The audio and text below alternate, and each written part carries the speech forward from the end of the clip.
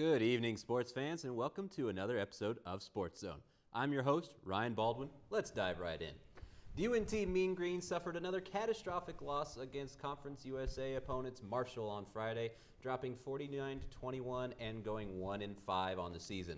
Here to help guide me through the chaos are my analysts, Jeremiah Russo and Jose Moreno. Gentlemen, all I can say about that was, yikes.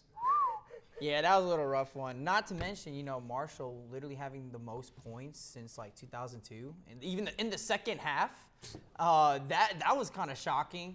But I mean, whatever, guys. I mean, it's just one of those games. Hopefully, we can figure it out. And penalties did kill us in the end. I believe 17 penalties, 161 yards. Their offense was already more efficient than ours, but us, literally handing them free yards doesn't help at all. No, I believe it was 17 penalties for like 170 yards, something like that. Yeah, something, it was insane. And it was very undisciplined, weird penalties too. DeAndre Torrey, usually very level-headed, ended up with an unsportsmanlike conduct penalty as well. So overall, just not a great Yeah, game. but it's understandable. I mean, you're 1-5. You lose. You're at a 42-7. I think at that point, you're just frustrated. So it's understandable. But yes, you do have to still stay in check and be like, okay, you know what? Let's just do what we can. Move on to the next game. So Jose, I know you have very strong opinions on this next question. So I'm going to come to you for this one. Austin Ani still does not look like the number one option. He is listed as number one on the depth chart, but not a fantastic showing from the last game. Jace or Ani? Neither. I don't think they can trot out. You could trot out the punter, I suppose. If my dream happened, it would be Grayson Thompson playing right now, leading us to a natty. But I'm gonna have to say this is a really hot take, but I think that Ani has potential. I mean, he is a former baseball player. He was with the Yankees and in the MLB. Scouted by them, was drafted by them, and failed, and came over here to UNT. I just think that the system doesn't fit him, and I've talked about this with you a lot of times. This system is stuck in 2018. It's been there, it's been stuck, it's not grown, it's not developed. It's like we've been a one-season wonder for four consecutive years on the same offense, on the same defense. Ani is not structured to play a running gun offense that Mason Fine ran. Mason Fine is a 5'9", little short dude. Of course he was meant to play that. Austin Ani is a baseball player. He throws the ball deep and he's accurate. That's not what he's supposed to do. The fact that he statistically got his best game, 2 interceptions, that's what he's playing for at this point. He's not playing for touchdowns. He's playing to throw it to the other team.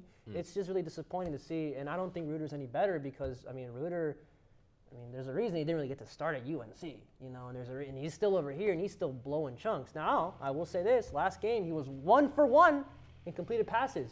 So, nice little round of applause for Mr. Jace Reuter there. Even touch on it. Like you said, he's a baseball player.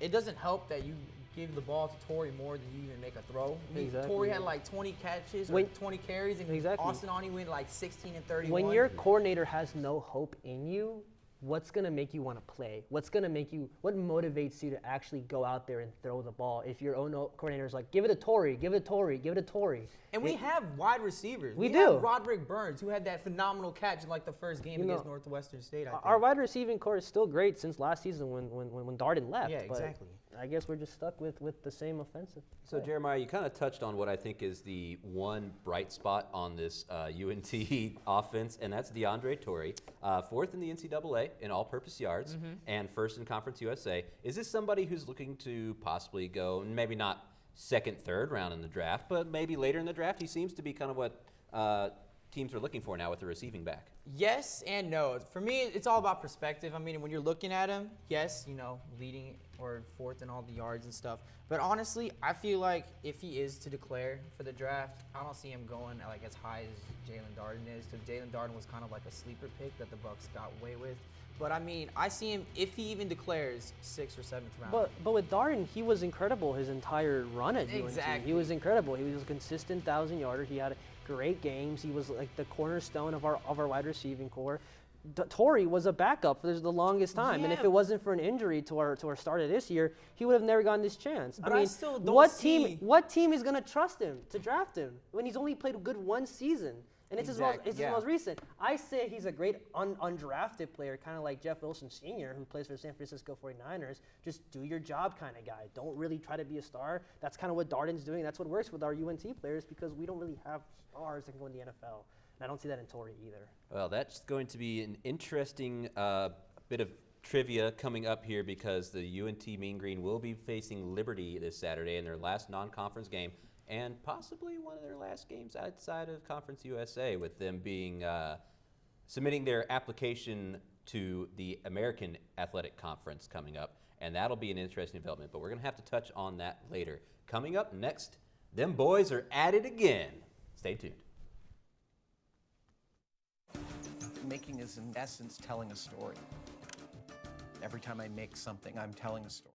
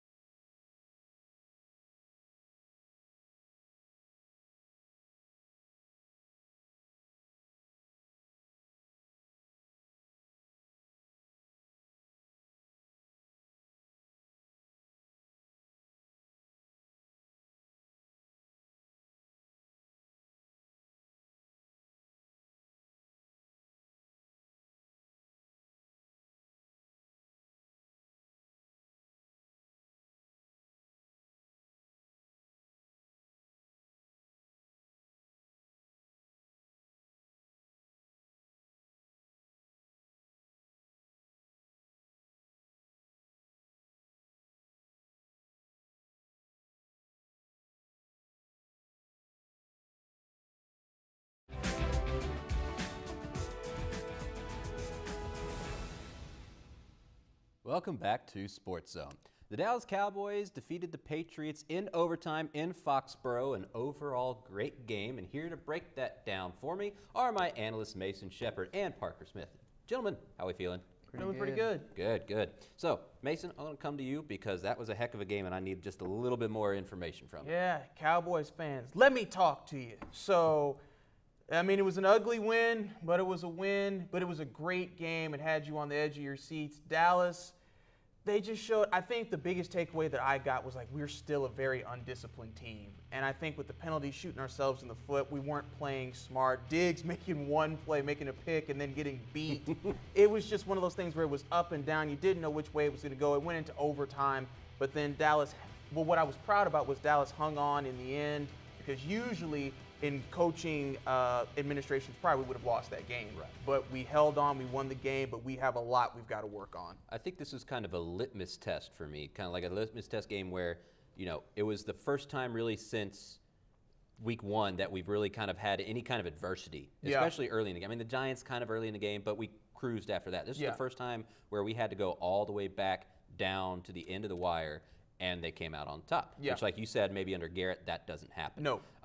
So I think it was okay. I think That's a stretch. Parker, It's okay. Yeah. kind of want to talk about what Mason touched on briefly there, the duality of Diggs.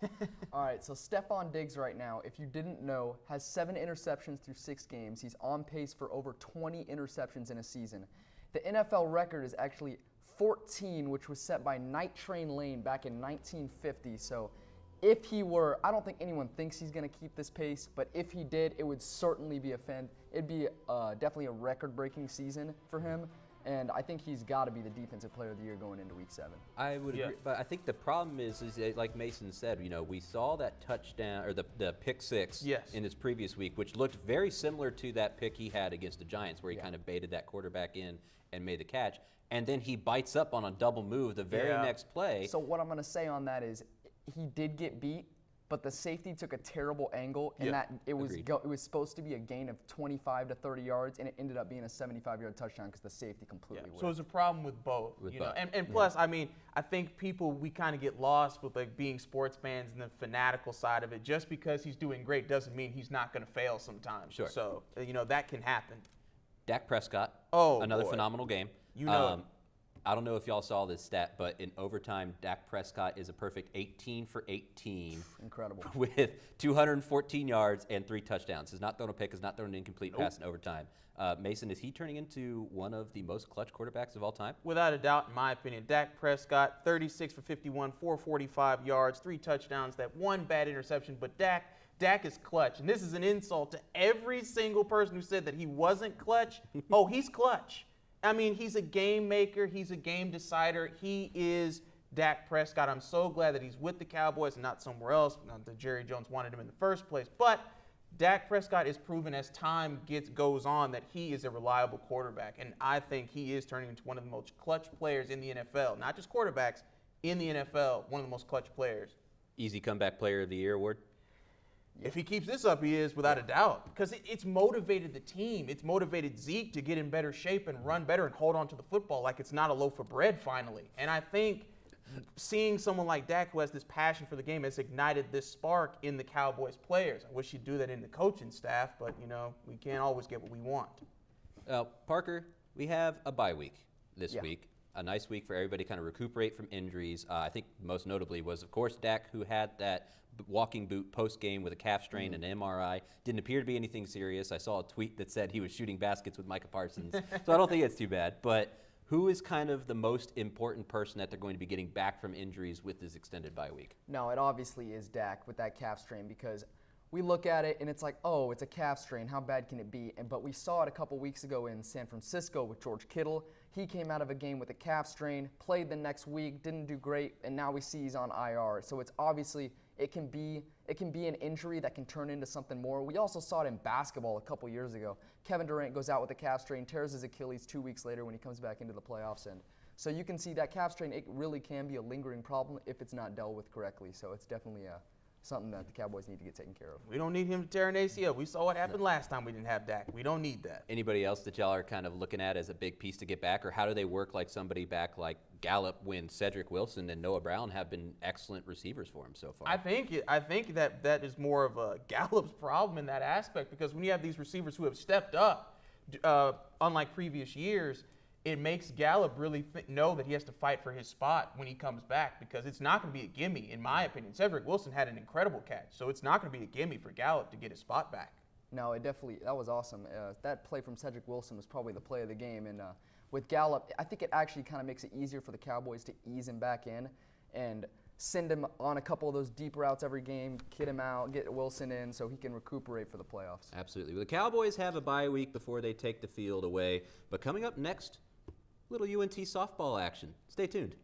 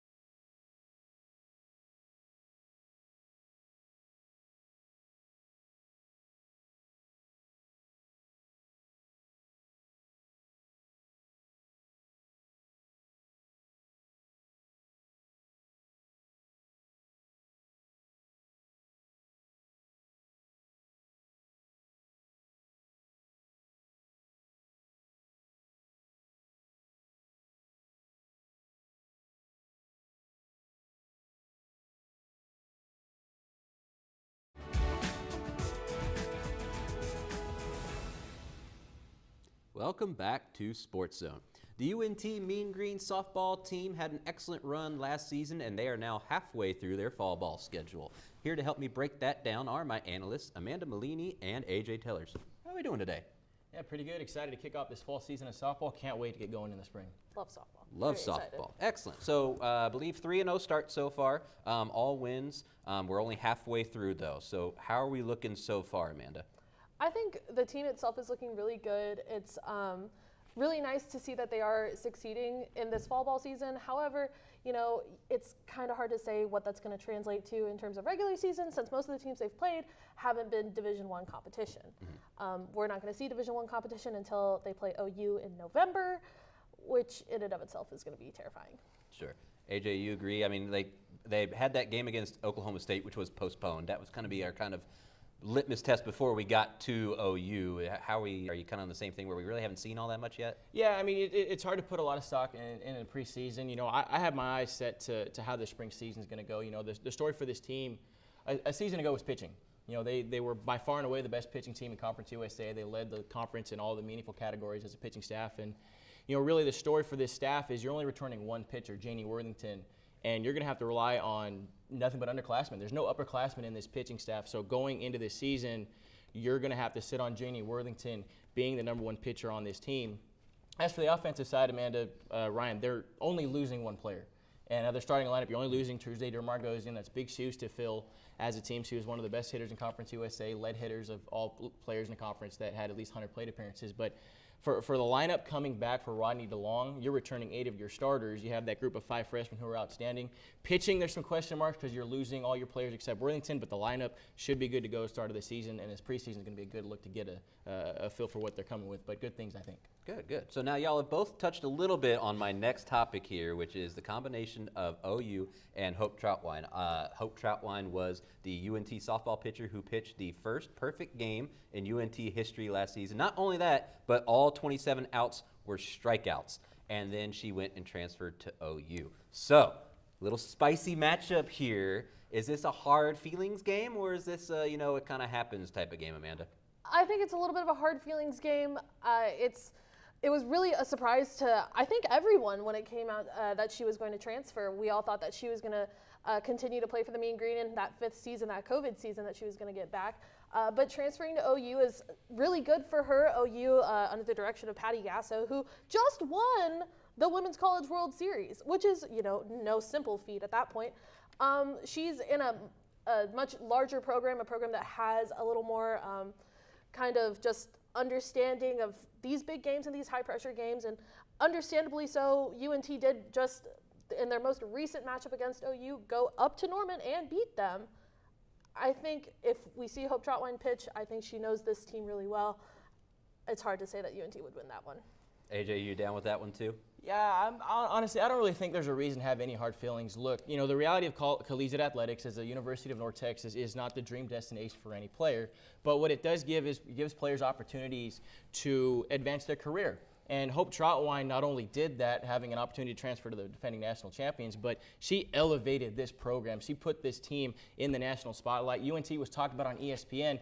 They didn't even have video footage in game of that immaculate perfect game, and yet they were talking about North Texas on MLB Network, on ESPN, and she did that. She was at the center of that. So there's really no reason, I think, to have hard feelings, but it is a fun opportunity to compete and hopefully beat a former star of this program. So fun, not necessarily having hard feelings there, but I'm excited to see that matchup. Sure. So last season, we got to the Conference USA tournament, won the West, but dropped out in the semifinals. Is that something that this squad that's returning all these offensive players, is that something we're going to look to improve on, or is the lack of pitching, AJ, going to really kind of hurt us in going deep into the playoffs? So it always comes down to great pitching and timely hitting. And again, this pitching staff still has an opportunity to be very good behind Janie Worthington. But, talking about the offense, you mentioned Rodney DeLong is returning in the middle of his order. You have your biggest run producers in Raina Lewis, who led you second in extra base hits, and then your biggest run producer, Taylor Evans, led the team in home runs with 6. So this lineup, along with the 5 freshmen last year who were excellent behind Maya Ward, Kaylee Gamble, they're going to have a year under their belt. They played in the postseason. Lineup-wise, this is going to be an experienced team that has a chance to make some hay in the conference. Pitching, that's the question mark. If they can lead behind Worthington, this team has a chance to at least enter the tournament as a top 4 seed like they did last year. And then it just comes down to getting your timely hits. Amanda, you agree? We top 4, maybe going all the way to the big one? Pretty much. I don't think that the pitching staff should have a problem. Skylar Savage is one of the freshmen this year, and she's been doing perfectly fine. Janie Worthington shows a lot of promise this year, looking a lot like Hope Trotwine did. So honestly, I think Rodney DeLong is going to be perfectly fine with this team this year, and I think that they do, other than Western Kentucky, they should be okay in this postseason. Really quickly, any kind of standout player? Just who's your standout player, AJ, that we're looking at? I think I want to look at Miley Work and Kaylee Gamble, 2 of those freshmen in the lineup that had great seasons last year. Look for them to elevate in year 2. Amanda? Janie Worthington, 100%. If she can carry this pitching staff as the only upperclassman at this point, then I think they're going to be perfectly fine this year. Excellent. Well, I think we're all looking forward now to a little bit of UNT softball. Their schedule will start up in the spring. Coming up next, we're going with softball to baseball. MLB playoffs continue. Stay tuned.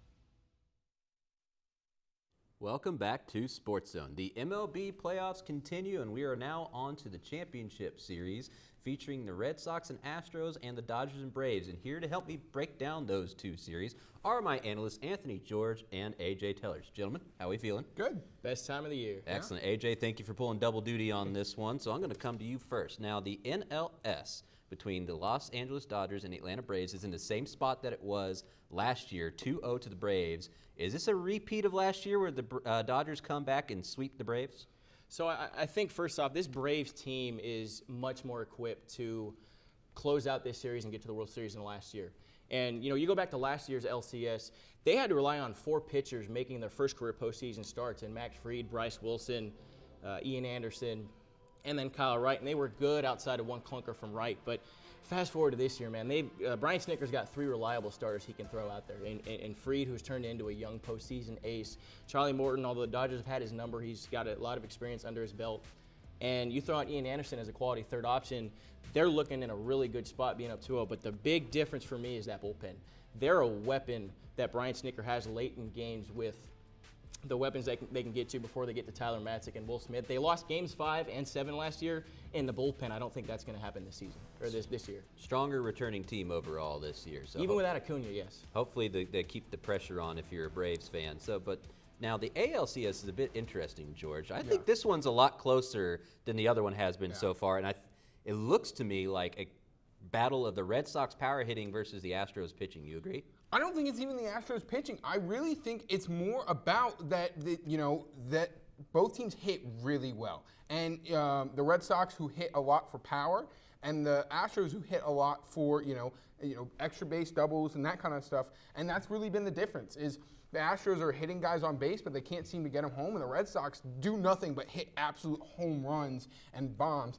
And so the pitching has been pretty close on both sides. The relieving is not good on really either side. I don't really trust the Red Sox bullpen, and I really don't trust the Astros bullpen, as we've seen.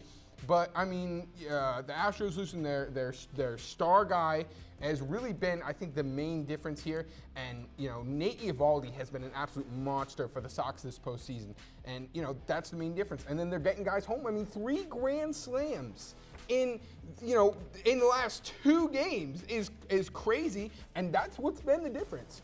I mean, you look at it, just those grand slams would have won the Red Sox both games. 8 runs in game 2 and 4 runs in game 3 would have won both games.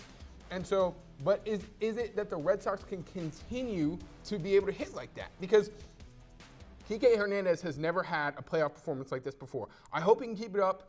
We'll see. JD Martinez, who has some injury problems, we'll see if he can keep that up. Devers has been hitting like a monster, and he has every single time he's hit the postseason. Great numbers. If he had a full 162-game season with the numbers he's putting up in the postseason, he'd be hitting like 271 or something like that with 41 bombs. I mean, he just hits he absolutely rakes in the postseason. But it'll be really interesting to see if those other guys can step up. A Vasquez, guys like that. A Hunter Renfroe can keep up what he's doing, and that's going to make the biggest difference. So I want to go ahead and kind of go into this next one because I think we're going to have probably the same ideas, but I think it's got some good discussion to it. Current playoff MVP, George, who do you got? Honestly, I think it has to go to Kike Hernandez. I really do. I mean, just the absolute mashing he's been doing. The average is super high. He's hitting a whole bunch of home runs, getting guys home, and he's made wonderful, fantastic defensive stops. He's not a one-guy game, and I know that he's really never done this before, but I really think that insinuates that his, how high of a level he's playing. I think he's pretty easily the guy right now because nobody expected the Sox to go this far whatsoever. AJ, you down with that one too? Yeah, I mean, the only other guy you could really highlight is JD Martinez. He's hitting .423 this postseason, and he's just a big cog in that Red Sox lineup. But Kike definitely has had to stand out. But Martinez and Devers are good options. The thing with JD is he's doing it super quietly. Nobody's even really talking about him. I think it's because of Kike. It's because of Kike. It's because of Devers. I mean, Bogarts is kind of slumping, but nobody's talking about that because everybody else in the lineup is hitting so well. Yeah. And, I mean, you're just not used to that from the Sox who, almost blew a playoff, even getting into the playoffs. I had to go to my own panel of baseball experts, the brothers Baldwin, to kind of help me figure that one out. And we kind of unanimously agreed it was Kike, but our backup was Jock Peterson, another one of those who's having a solid postseason, 3 home runs, .357 average, 1.357 on base plus slugging, and again, a good season, a good postseason. But Kike is just playing so lights out compared to everything else. This is just the Jock Peterson revenge tour. Getting thrown off the Dodgers, and it's like, oh, you're going to the Braves. See ya. We're not going to see you again. And he's making the Dodgers pay for it, and it's kind of fun to watch. I can't lie. But go Sox. I hope they keep running, but we'll definitely see. Very quickly, he's got Sox. Who's your NL for the Sox? Probably, I'm going to go with Braves. I Braves? think they can finish it off. I got Atlanta. That pitching staff is just lethal, and I really am interested to see how these National League pitching staffs can do against the hitters that we're seeing in the American League. Because they've been 2 different series to this point. They've been 2 different postseasons from the National League side to the American League side. Well, both series will wrap up by next Tuesday, where we'll do our World Series preview. Thank you so much for watching. We broadcast live at 5:30 Tuesday and Thursdays, and on YouTube and Facebook. Coming up next, North Texas TV Nightly News. Stick around.